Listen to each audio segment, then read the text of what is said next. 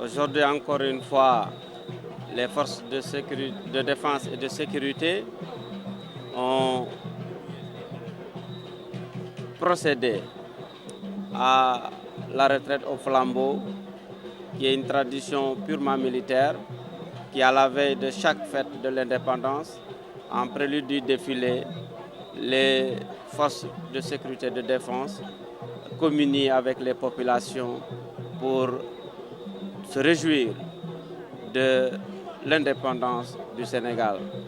Et je voudrais profiter de l'occasion pour encore une fois remercier et féliciter le colonel commandant de la zone militaire numéro 5, le colonel commandant de la Légion de gendarmerie et toutes les forces de sécurité et de défense qui ont contribué à la bonne organisation de toutes les activités qui se sont déroulées jusqu'ici en prélude du défilé du 4 avril qui aura lieu demain au boulevard des 54 mètres.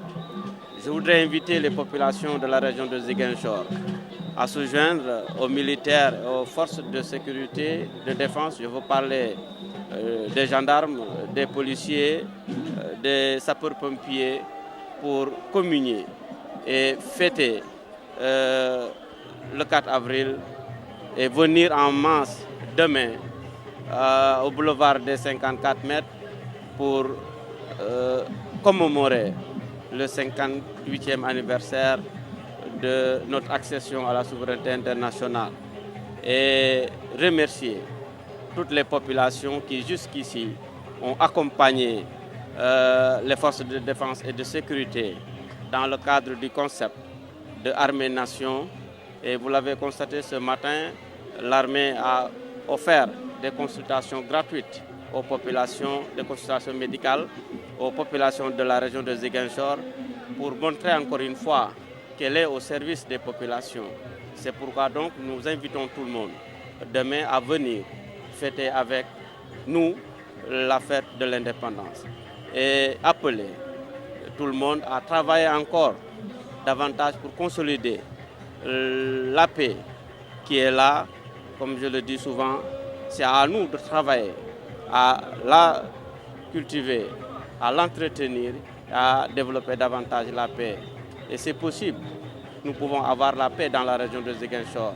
C'est pourquoi je souhaite une bonne fête de l'indépendance aux militaires, aux autres forces de défense et de sécurité, à toutes les populations de la région de Ziguinchor, en espérant que demain, nous allons défiler dans la paix et la sécurité.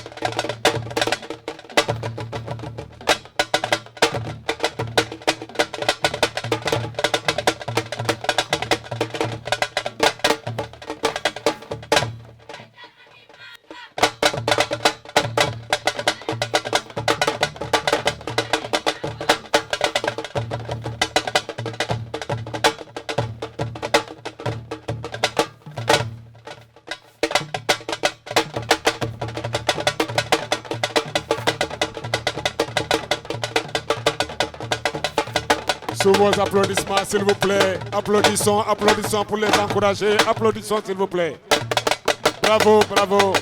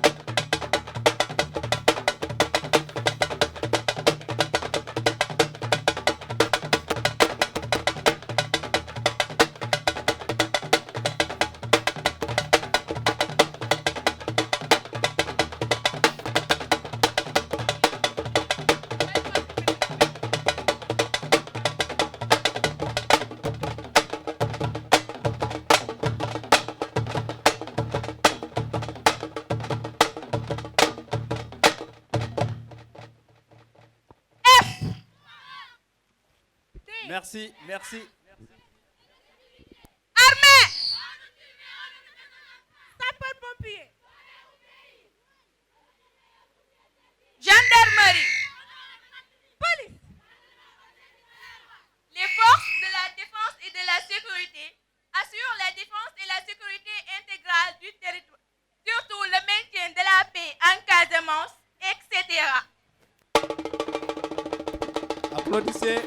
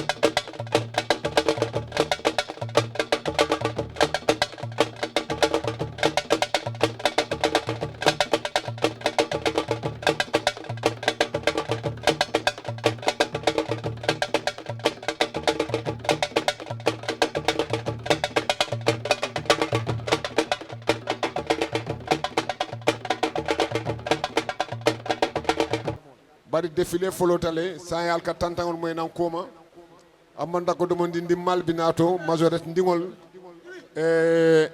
sancaba ni yaje dendikol mul dum vert jaune rouge amunda kon na couleur nationale y wolle dum wolle be fo yelola ngal batu fay futana e sudana ngala ko mo fo manam défilé bi commencé na lu rafet moy dañuy sen ni muy ñew ay xalé yu tuti nek maternel nek déjà ay majorette ñu ngi sol couleur nationale vert jaune rouge wane ne tey nation bi moo aaye tey fête de l'indépendance la feetu ñëpp la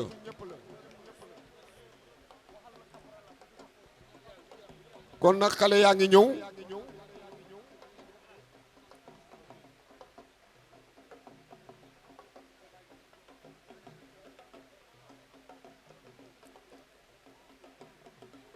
yanji bedde man lu ñuy def comme ni ko tubaab di waxee la valeur n'attend point le nombre des années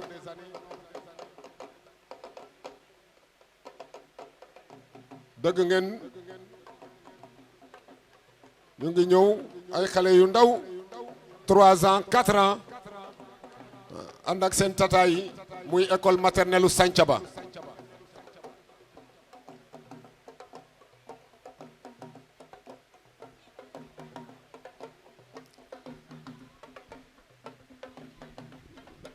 Ces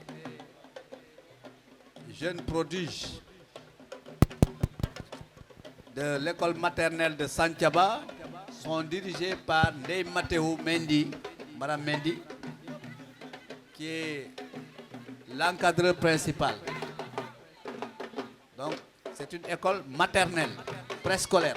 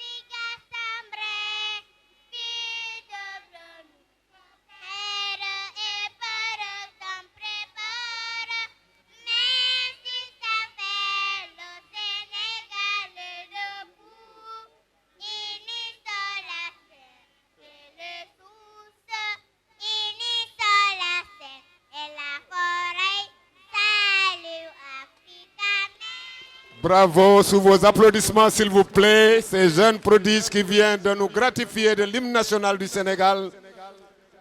Un très beau spectacle.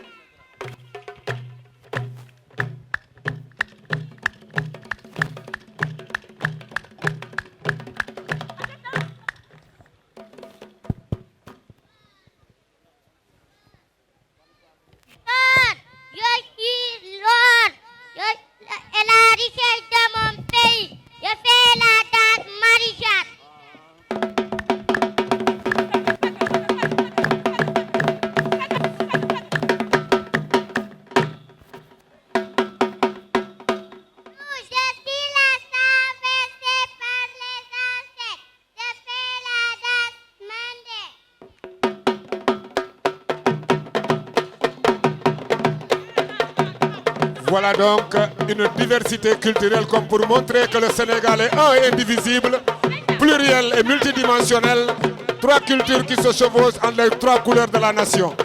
Voilà une belle leçon que ces enfants viennent de donner à la nation tout entière.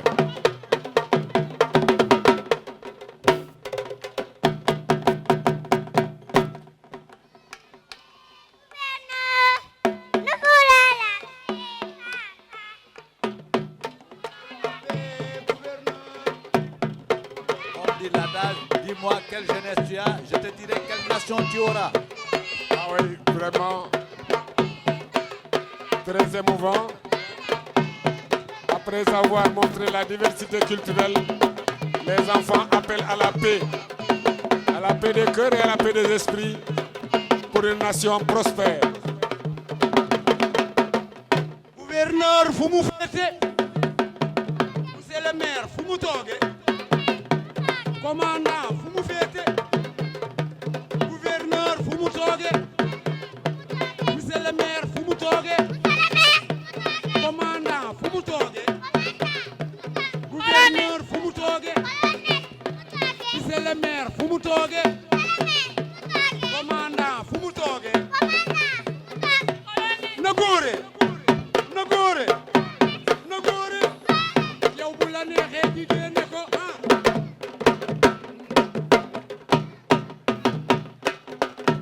Nagore, Nagore, Nagore, yow bu la neexee di génne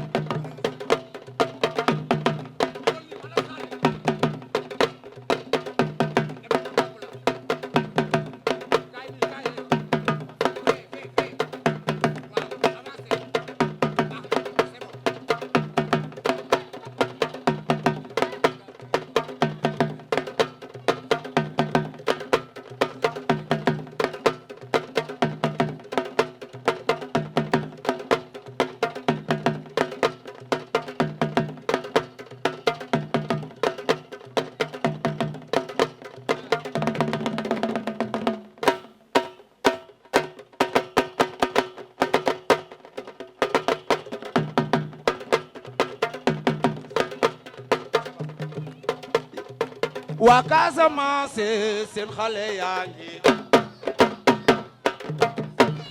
waa Casamance seen xale yaa ngi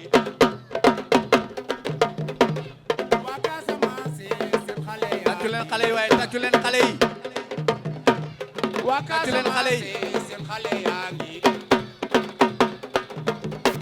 ku yor kool bu baax yëkkatil sa sinap ku yor kool bu baax yëkkatil sa sinap ku yor kool bu baax yëkkatil sa sinap ku yor kool bu baax yëkkatil sa sinap man nga lëmbal daaso man nga lëmbal daaso man nga lëmbal daaso lëmbal daaso lëmbal daaso lëmbal daaso lëmbal daaso ni nga koy defee kaay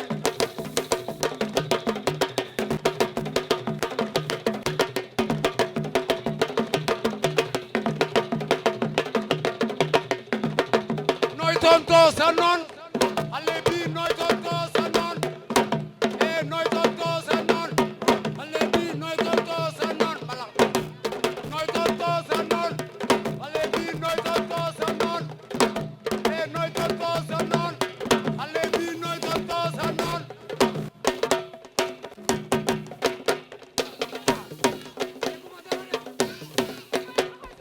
bye bye Voilà, sous vos applaudissements, s'il vous plaît. Sous vos applaudissements, s'il vous bye plaît. bye Vraiment, bye bye, bye bye. Merci beaucoup à ces jeunes majorettes qui viennent de monter le tempo sur ce boulevard des bye 54. bye Bravo à Bye l'équipe bye. d'encadrement. Ce fut un très beau spectacle. Je rappelle donc, c'est l'école maternelle de Santhiaba. bye bye dirigé par Matteo Mendy et Madame Sané. Vraiment, on vous remercie pour le travail bien accompli.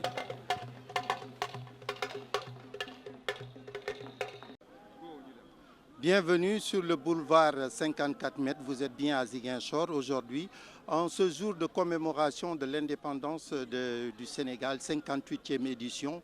Depuis lors, le Sénégal a connu beaucoup d'avancées et aujourd'hui, c'est Ziguinchor qui a été choisi par la Sen TV pour la couverture.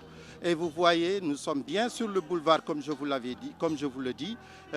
Les forces de défense sont toutes là. Vous voyez les gendarmes en arrière-fond. Vous voyez les commandos qui sont un peu plus loin d'ici, les sapeurs-pompiers et également les policiers. C'est pour dire que c'est une grande mobilisation des forces de défense parce que quand un défilé réussit, il faut véritablement que les forces de défense s'y mettent. Mais également, il n'y a pas seulement que les forces de défense. Il y a les civils également qui vont voter, qui vont plutôt défiler en ce jour. Et nous avons rencontré beaucoup de jeunes qui sont déjà fin prêts pour le défilé. Donc, d'un moment à l'autre, certainement, nous allons commencer le défilé. Mais d'ores et déjà, l'on peut retenir que les populations de Ziguinchor sortent petit à petit et nul doute que d'ici 9h30, il y aura une grande affluence des populations qui vont venir communier avec les forces de défense, communier également avec les civils qui vont défiler. Je rappelle également que c'est le gouverneur de la région de Ziguinchor qui va diriger tout cela. C'est lui qui va représenter le chef de l'État, comme on le dit, dans la décentralisation. C'est forcément le gouverneur qui est le représentant du chef de l'État dans cette région. Donc le gouverneur n'est pas encore en place. Les autorités sont en train de venir petit à petit. Nul doute que nous allons commencer. Et là-bas, un peu plus à ma gauche, vous voyez les jeunes scouts qui sont en train d'effectuer leur mise en place. C'est pour dire que l'ambiance qui prévaut ici est une très bonne ambiance. Il y a véritablement les forces de l'ordre qui sont là, très dynamiques et qui hier ont montré beaucoup d'entrain lors du retrait du flambeau. Donc c'est dit qu'à Ziguinchor, véritablement, on a mis les petits plats dans les grands plats. Bari défilé folotale sayal ka tantangol moy nan koma amanda ko dum ndi mal binato majorette ndingol Santhiaba ni yaje dendikol mul dum vert jaune rouge amunda kon na couleur nationale wolle dum wolle be fo yelola ngal batu fay futana sudana ngala ko mo fo manam défilé bi commencé na lu rafet moy dañuy sen ni muy ñew ay xalé yu touti nek maternel nek déjà ay majorette ñu ngi sol couleur nationale vert jaune rouge wane ne tey nation bi moo aaye tey fête de l'indépendance la feetu ñëpp la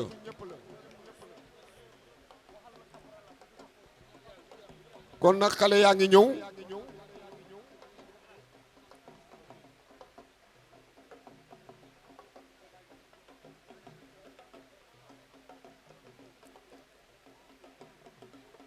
Yandji Bédé man lu ñuy def comme ni ko tubaab di waxee la valeur n'attend point le nombre des années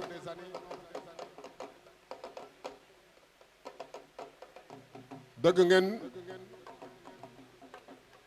ñu ngi ñëw ay xale yu ndaw 3 ans 4 ans ànd ak seen tata yi muy école maternelle u Santhiaba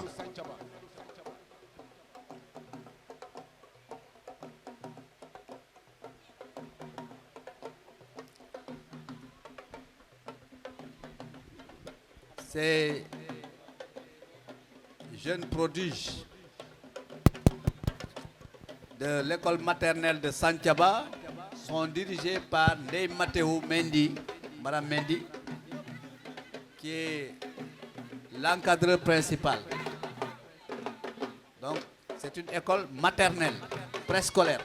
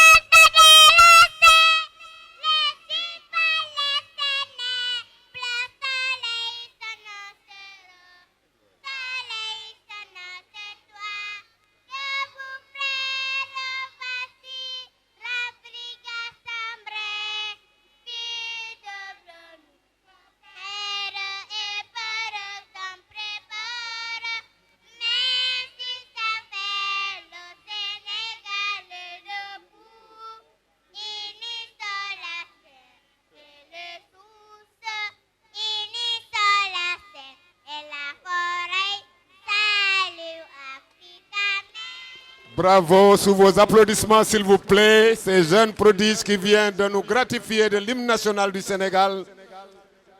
Un très beau spectacle.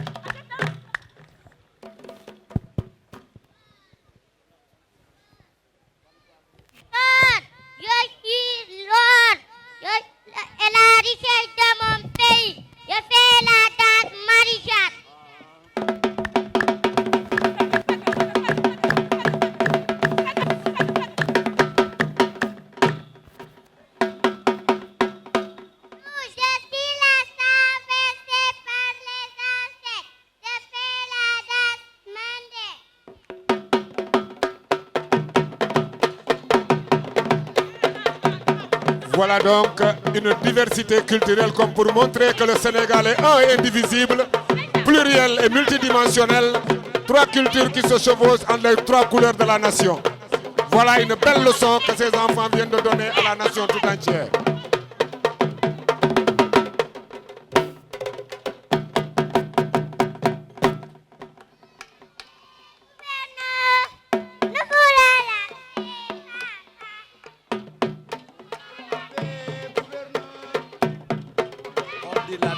Dis-moi quelle jeunesse tu as, je te dirai quelle nation tu auras.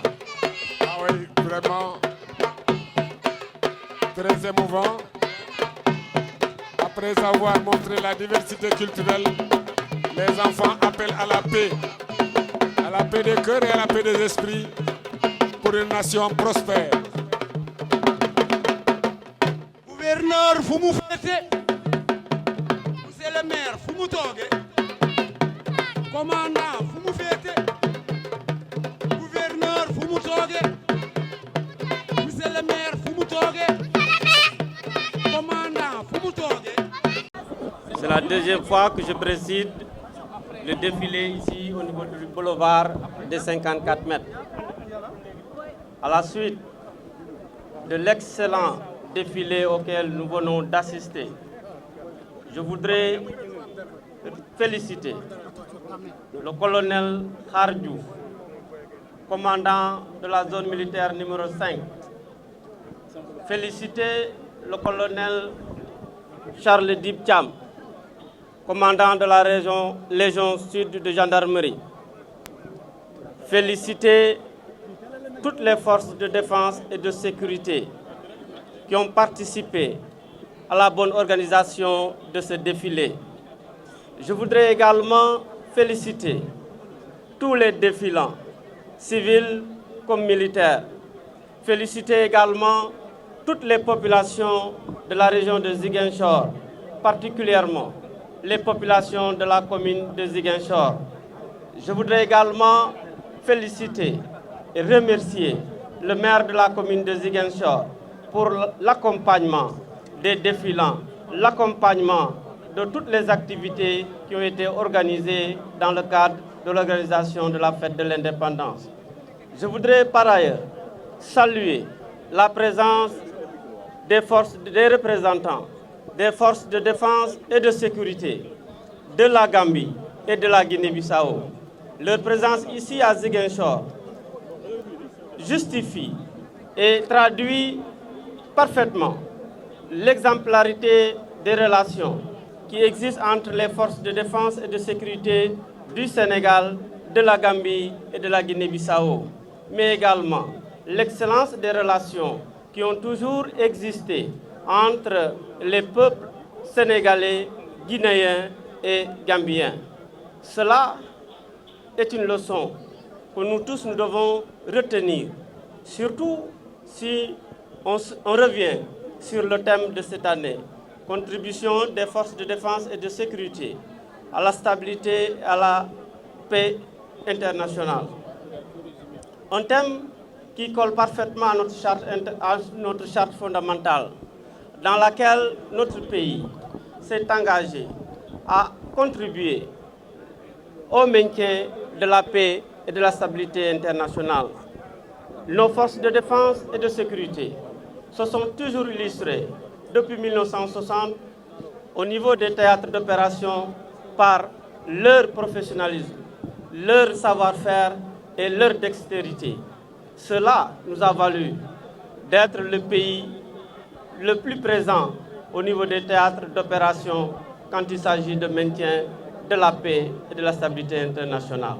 Cela, nous le devons grâce au professionnalisme de nos forces de défense et de sécurité, mais également à leur formation. Mais cela ne nous surprend pas, puisque le chef de l'État, son Excellence M. Macky Sall, chef suprême des forces armées, fait du professionnalisme et de la formation des forces de défense et de sécurité une exigence absolue. D'ailleurs, il l'a rappelé devant le Conseil de sécurité des Nations Unies. Je voudrais enfin vous dire que j'entends encore retentir l'appel pathétique des enfants, l'appel pathétique des défilants pour la paix en Casamance. Oui, nous devons tous travailler pour la paix en Casamance. Nous devons tous nous mobiliser, forces de défense et de sécurité, population, notabilité religieuse et coutumière, toutes sensibilités confondues.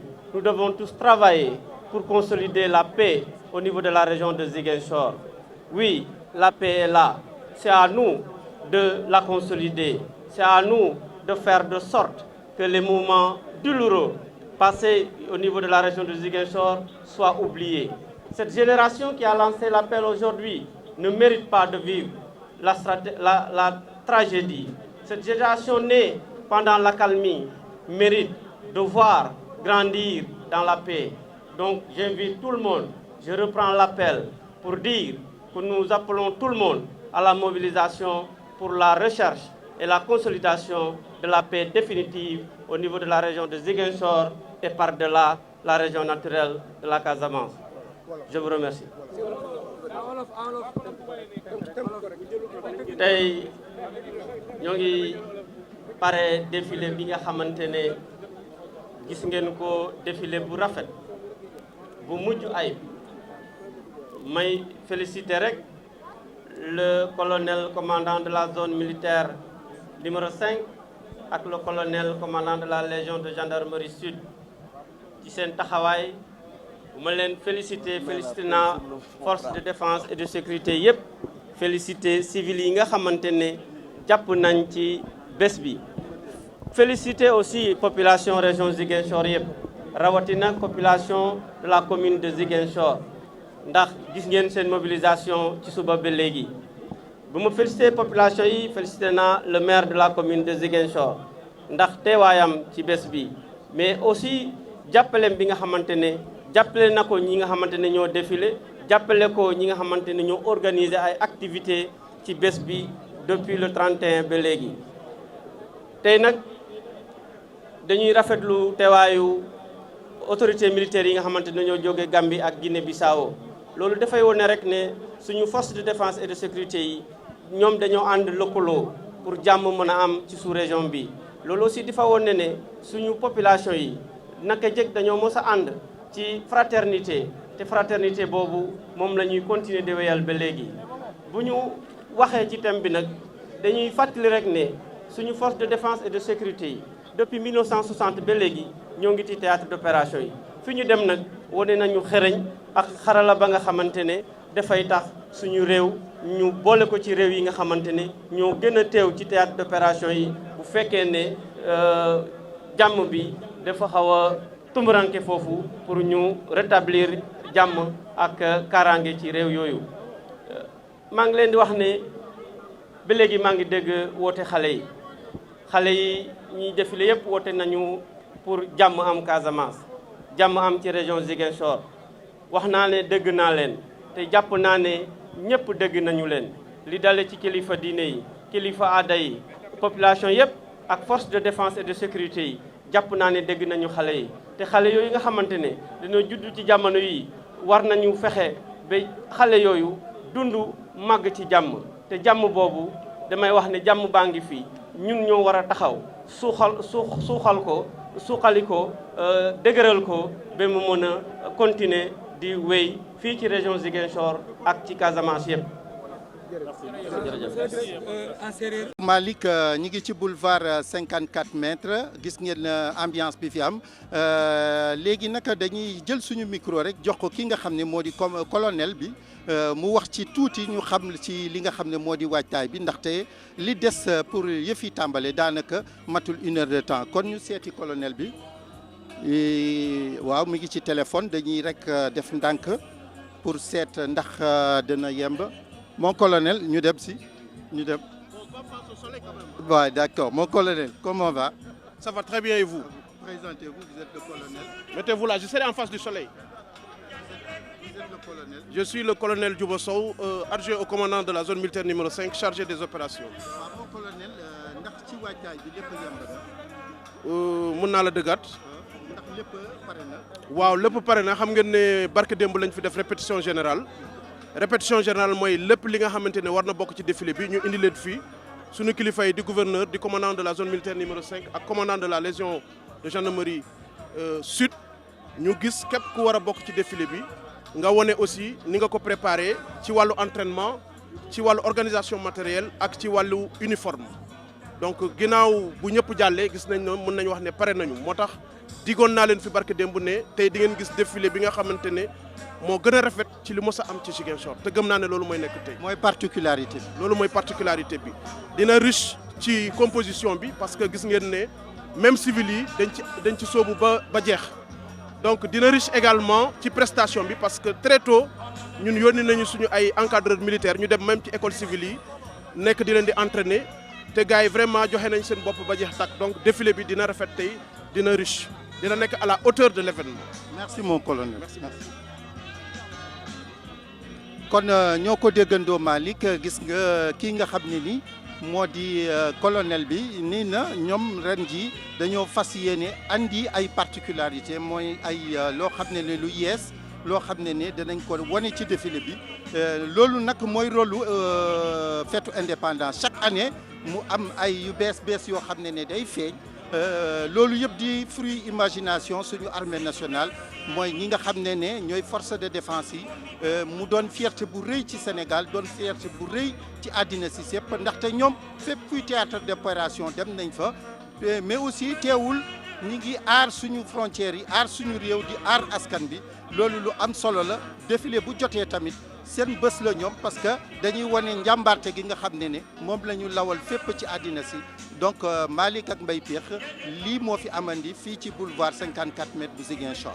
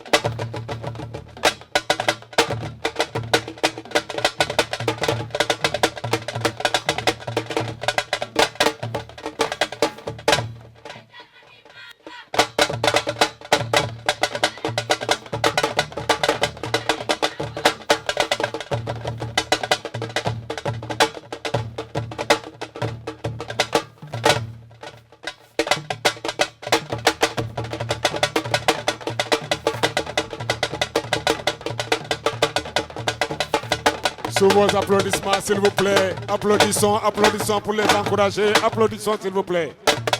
Bravo, bravo.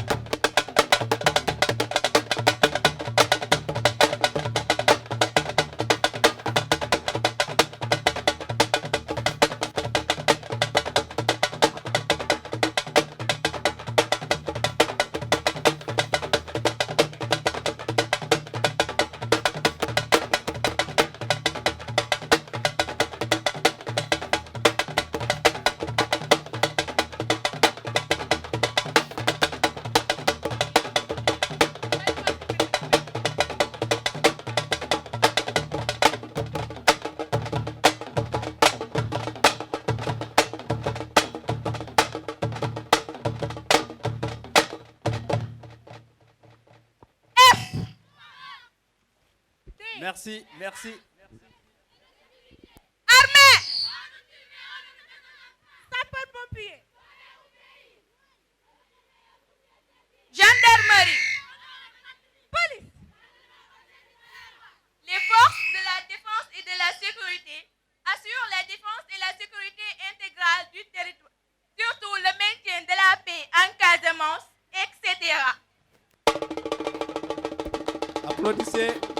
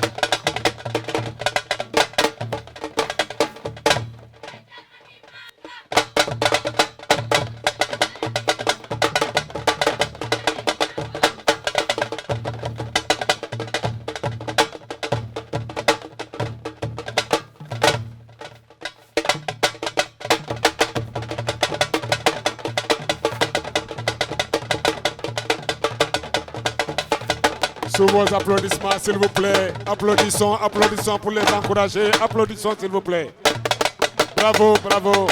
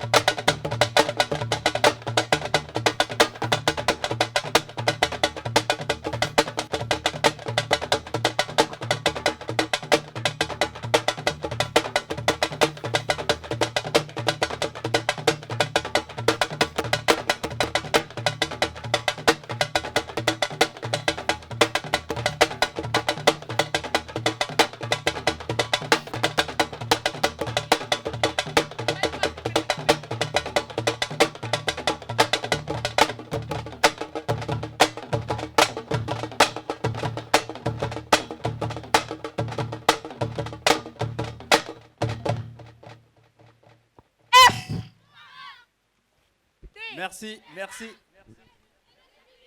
Armée. Sapeurs-pompiers. Gendarmerie. Police. Les forces de la défense et de la sécurité assurent la défense et la sécurité intégrale du territoire, surtout le maintien de la paix en Casamance, etc. Applaudissez.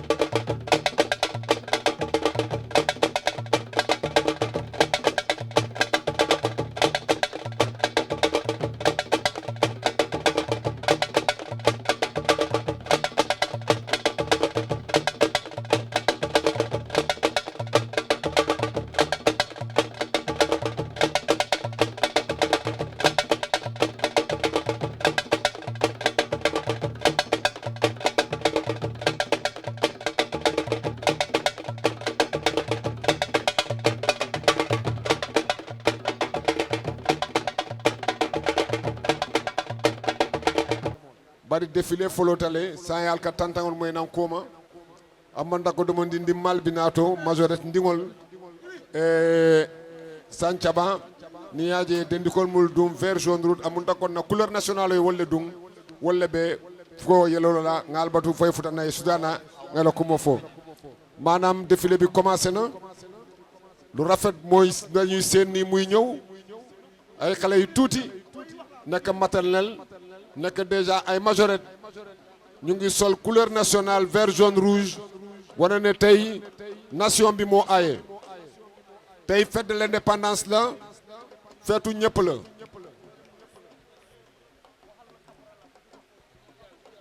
kon nag xale yaa ngi ñëw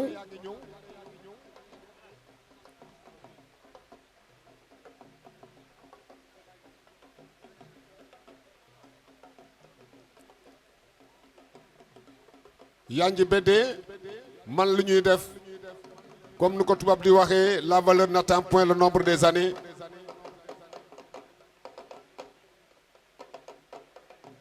dëgg ngeen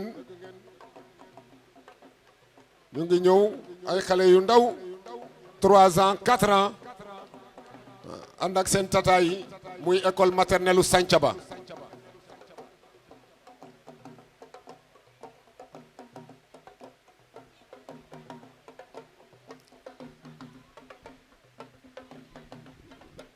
Ces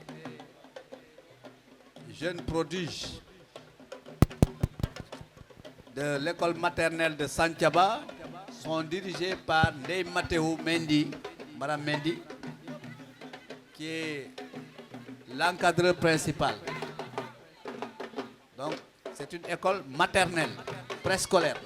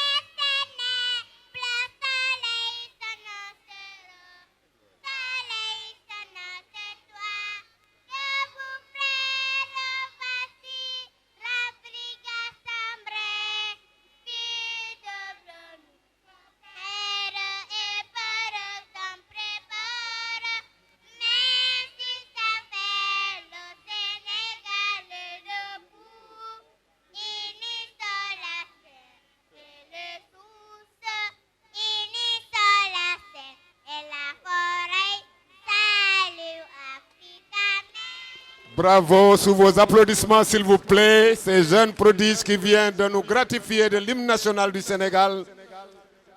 Un très beau spectacle.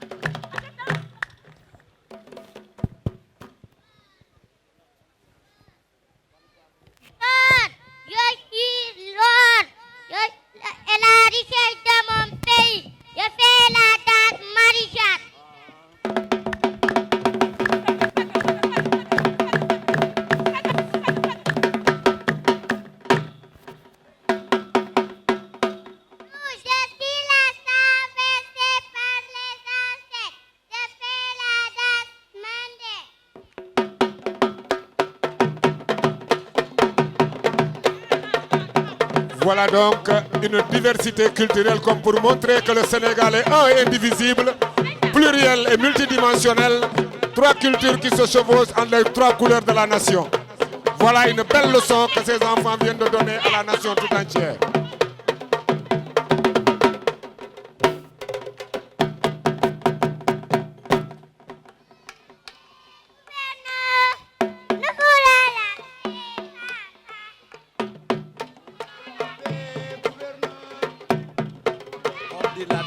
Dis-moi quelle jeunesse tu as, je te dirai quelle nation tu auras.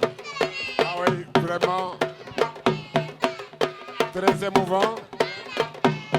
Après avoir montré la diversité culturelle, les enfants appellent à la paix des cœurs et à la paix des esprits pour une nation prospère.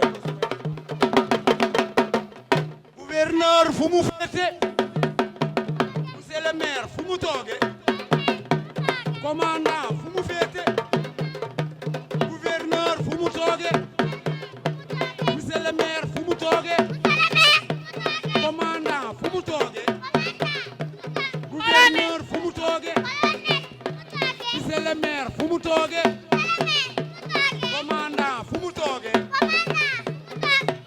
Nagore, Nagore, Nagore, yow bu la neexee di dee ne ko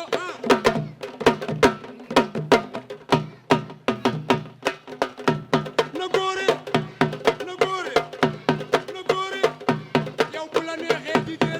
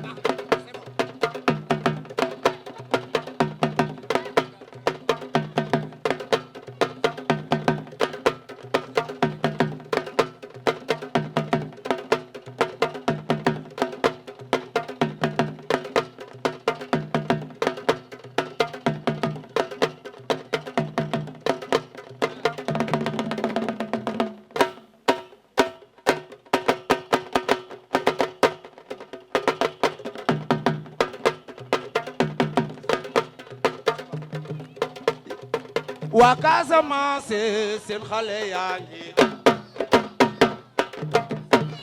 waa Casamance seen xale yaa ngi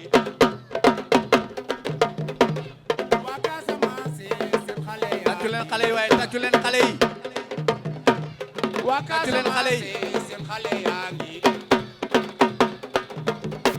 ku yor kool bu baax yëkkatil sa sinap ku yor kool bu baax yëkkatil sa sinap ku yor kool bu baax yëkkatil sa sinap ku yor kool bu baax yëkkatil sa sinap man nga lëmbal daaso man nga lëmbal daaso man nga lëmbal daaso lëmbal daaso lëmbal daaso lëmbal daaso lëmbal daaso ni nga koy defee kaay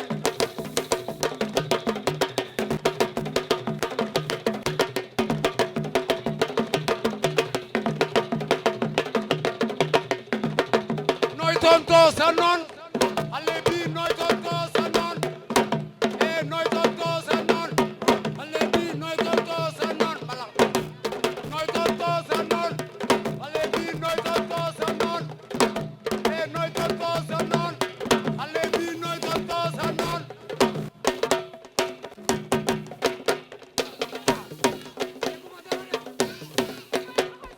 bye bye Voilà, sous vos applaudissements, s'il vous plaît. Sous vos applaudissements, s'il vous bye plaît. bye Vraiment, bye bye, bye bye. Merci beaucoup à ces jeunes majorettes qui viennent de monter le tempo sur ce boulevard des bye Saints. bye Bravo à Bye l'équipe bye. d'encadrement.